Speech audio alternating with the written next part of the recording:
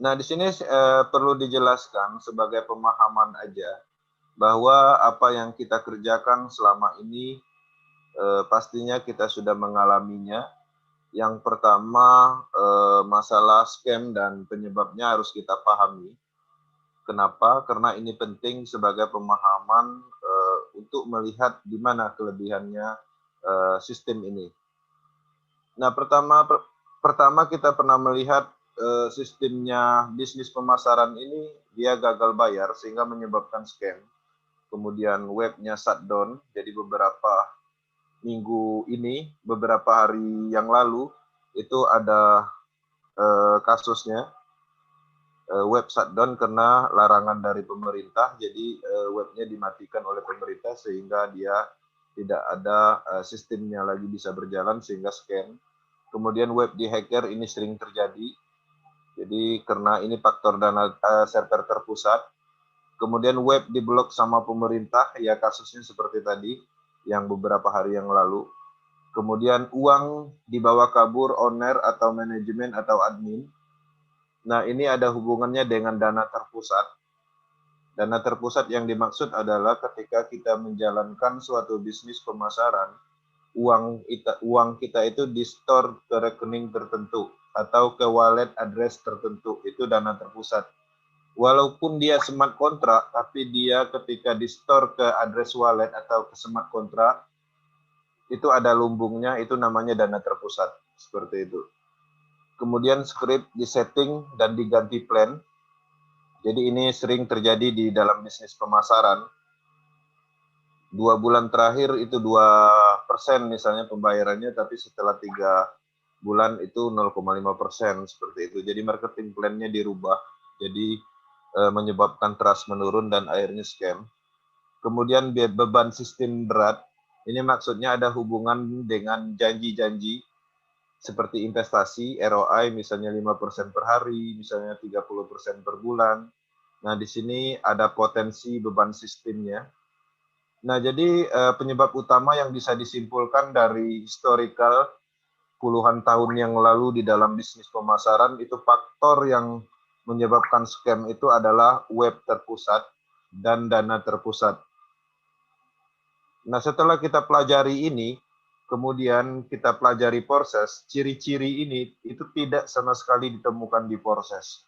Itulah salah satu keunggulannya kenapa proses digadang-gadangkan, diteriakin bahwa proses anti scam ya, karena memang nggak ada ditemukan alasan-alasan seperti ini, seperti itu.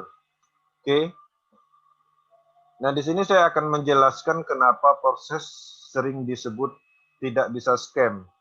Jadi di sini ada 2 alasan. Pertama, secara logika teknologi. Karena memang proses ini menggunakan teknologi DApps, desentralisasi application, teknologi blockchain. Ya, tidak bisa server down, tidak bisa dihack siapapun juga. Karena dia adalah DApps, aplikasinya tidak disimpan di server terpusat. DApp dan data proses berjalan dan disimpan di ratusan ribu komputer atau node blockchain Tron di seluruh dunia. Satu error, ratusan ribu lainnya siap backup. Ya, jadi secara teknologi dia servernya tidak terpusat. Nah, jadi adapun server terpusat ketika bisnis itu dimatikan atau dihack, itu orang gampang menargetkan pusatnya misalnya servernya di mana gitu. Jadi diserang di situ, ketika berhasil masuk otomatis dia akan shutdown. Ini secara teknologi kalau diproses itu lebih unggul karena memang historical blockchain yang terbukti di blockchain-nya Bitcoin itu sampai saat ini memang belum bisa dimatikan. Ya, nggak bisa dihentikan. Nah, itulah teknologi yang dipakai oleh proses. Kemudian, secara logika sistem, diproses tanpa beban sistem, karena memang bukan binari atau matahari berkelanjutan. Kalau binari itu biasanya bentuknya nanti akan jadi piramid. Ya, jadi dari mulai titik pertama ke atas, kemudian turun-turun sampai bawah dia membesar kakinya, sehingga beban sistem tercipta di situ. Kalau diproses dia matriks sistem terputus. Ada yang memutusnya itu ada program reinvest itu. dia akan mereset kembali dan kosong kembali, jadi tidak bersambung. Jadi ketika kita membeli slot, program kita itu bentuknya binary tapi tidak berkelanjutan seperti itu. Nah, jadi antara si A dan si B, antara downline dan upline, itu bisa jadi dia terpisah nanti strukturnya. Jadi dia random, jadi nggak ada hubungannya. Ketika kita join di proses, itu adalah bisnis masing-masing, seperti itu. Hanya program yang menentukan kapan dapatnya dan kapan kita nggak dapat, seperti itu. Contohnya, misalnya kita rekrut si A. Ketika si A membeli slot, itu belum tentu kita bisa menentukan apakah kita dapat atau enggak. Hanya program yang bisa menentukan. Kalau di X3-nya terkena di re-entry, artinya kita tidak dapat. Ketika di X4-nya terkena di level pertama, artinya kita tidak dapat. Tapi ketika X4-nya dilimpahkan di program level 2-nya, artinya kita dapat. Nah, jadi di situ tidak bisa kita yang menentukan, tapi program. Seperti itu. Nah, jadi ini masuk akal. Secara logika sistemnya memang dia bukan binary atau piramid seperti itu ya. Kemudian di proses tidak ada profit ROI. Profit ROI ini adalah janji. Misalnya 1%, 2%. Nah, itulah yang dimaksud dengan sistem ROI atau profit investasi seperti itu. Nah, dari sini jelas bahwa proses bukan investasi. Di proses itu hanya potensi yang kita dapat, tapi potensi itu terbukti. Bisa dibuktikan dengan ribuan ID yang sudah berhasil, seperti itu. Nah, jadi kalau potensi itu hanya omong kosong, semuanya kita bisa cek. Karena kita bisa masuk ke semua ID, kita bisa login, bahkan melihat transaksi hariannya di Tron Wallet, di Tron Scan-nya pun kita bisa, seperti itu.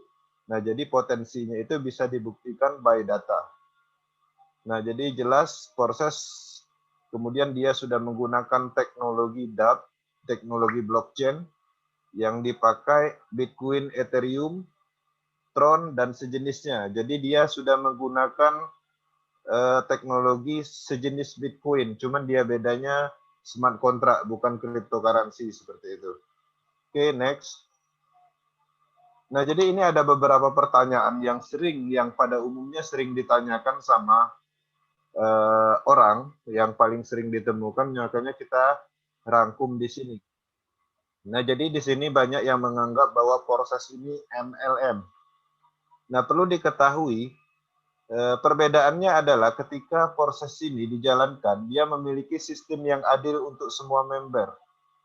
Ya, jadi kalau di MLM dia sistemnya tidak adil. Kenapa? Karena dia hanya menguntungkan yang di atas. Jadi sistemnya bersambung, ya ada hubungannya dengan binary system dengan matrix system, seperti itu. Kemudian tidak menawarkan janji yang tidak masuk akal. Jadi di proses tidak ada janji yang tidak masuk akal. Ketika kita kerjakan proses, kita maksimalkan, itu jelas hasilnya sesuai dengan pemahaman dan kerja keras kita. Tapi kalau di MLM, itu dia biasanya menjanjikan yang tidak pasti atau menjual mimpi, seperti itu. Nah, jadi hal-hal yang tidak pasti itu biasanya dijanjikan. Kalau di proses tidak. Kemudian tidak ada target yang harus dicapai. Jadi di proses ini kita fleksibel. Kita join hari ini, kemudian mau istirahat dulu seminggu, nggak masalah, karena dia akunnya masih ada. Nggak akan di-banned, karena dia bukan sistem konsep lama. Nah, jadi misalnya kita join proses, jalanin 1 minggu, udah profit, kemudian mau coba bisnis yang lain, oke silakan, karena dia memang fleksibel. Nggak ada istilah banned akun dan segala macam, karena memang sudah menggunakan teknologi, dan tidak bisa diganggu-gugat. Jadi ketika kita join proses, ya fleksibel jadinya. Jadi tidak ada target. Beda dengan multi level atau MLM. Proses berjalan di atas blockchain yang akan terus berjalan atau hidup. Jadi selama internet masih ada, dia program proses itu tetap ada. Seperti itu. Kalau di MLM itu biasanya dia tidak bertahan lama karena dia mempunyai teknologi yang biasa atau server terpusat, yang mana di sana ada namanya domain kontrak, seperti itu. Ketika ini biasanya itu jarang bertahan lama. Ya adapun ya 2 tahun udah oke, seperti itu. Oke, di sini ada juga yang sering menganggap proses ini adalah Ponzi. Nah, di sini saya akan jelaskan perbedaannya secara garis besarnya aja. Jadi proses ini modal sesuai dengan penghasilan. Jadi maksudnya ketika kita modalnya kecil, satu slot, artinya limpahan yang kita dapatkan senilai itu juga. Jadi sesuai dengan modal yang kita keluarkan. Tapi kalau ngambil 15 slot, itu beda hasilnya dengan kita ngambil 2 slot. Nah, kalau di Ponzi itu biasanya modalnya kecil, tapi untungnya besar. Seperti itu. Kemudian keuntungan yang ditentukan oleh kerja keras dan tim.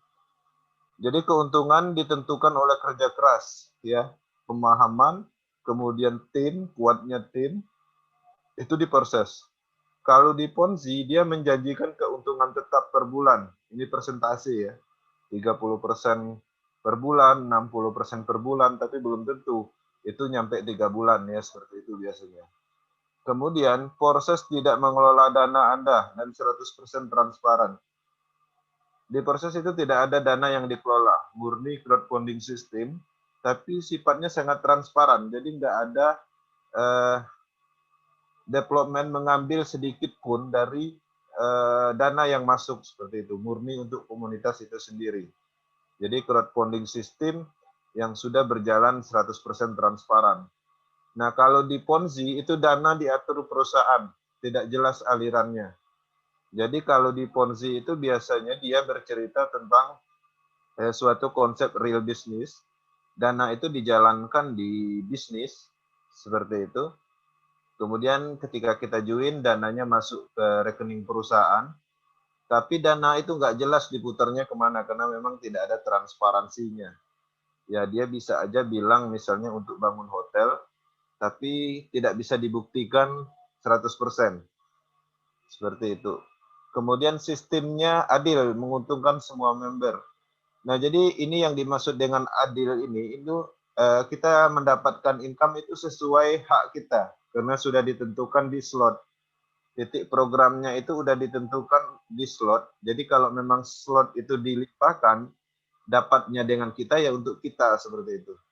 Kalau di Ponzi, sistemnya tidak adil, hanya menguntungkan yang teratas. Jadi yang join pertama di Ponzi itu biasanya dapat duit. Coba perhatikan Ponzi, itu biasanya yang beli mobil, beli rumah itu kalau nggak foundernya, itu ring satunya, seperti itu. Nah, itu ciri-cirinya. Makanya kadang saya melihat pemain Ponzi itu biasanya beli mobil dan setelah ditelusuri ternyata itu adalah foundernya. Ya wajar, karena memang dia menguntungkan yang teratas, seperti itu. Nah, yang di sini transparansi 100%, itu memang ada di proses dan tidak ada di konsep bisnis manapun untuk saat ini, baik itu sistem Ponzi, multilevel, dan segalanya, itu belum ada yang transparansinya 100%. Ketika 100% transparan, artinya tidak ada yang namanya pembohongan.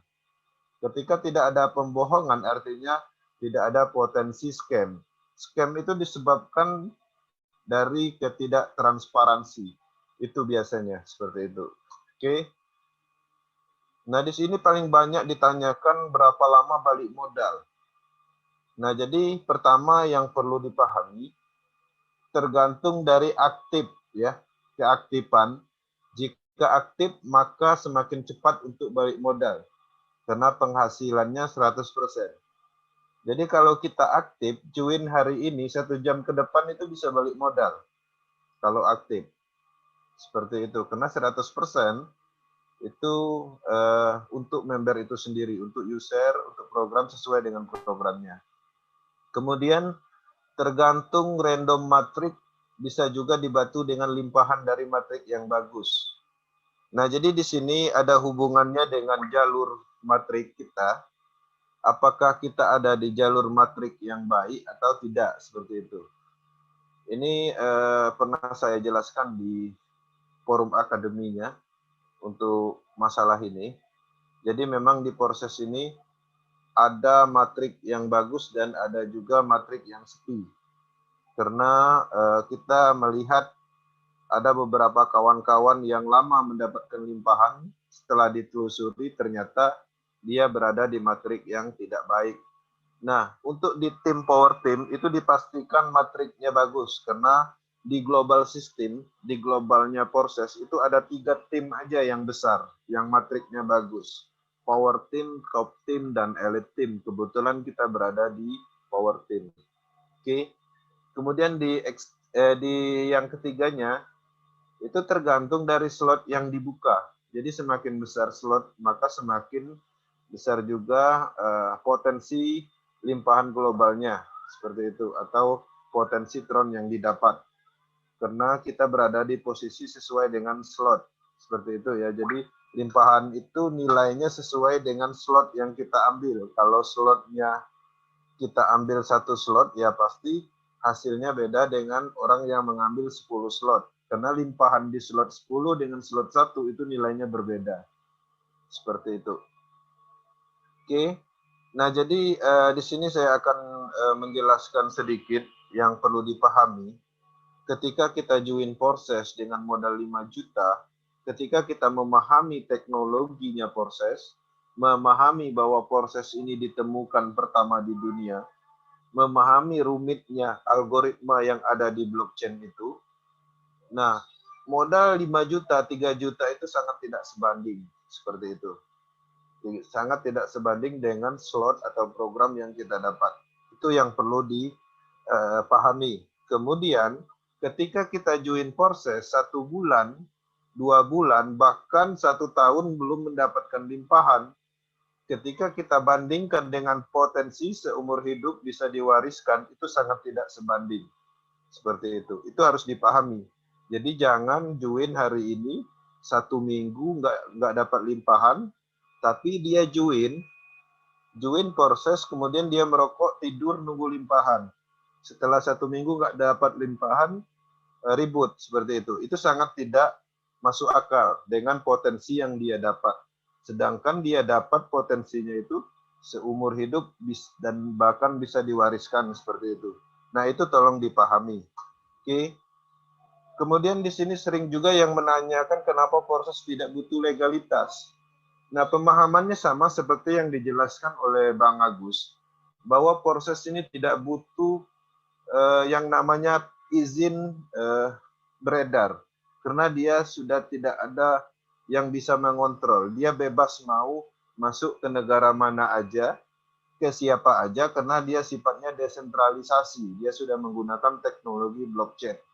Sama kayak kasusnya Bitcoin pertama kali diedarkan, itu ditentang di beberapa negara adidaya, termasuk Amerika Serikat. Amerika Serikat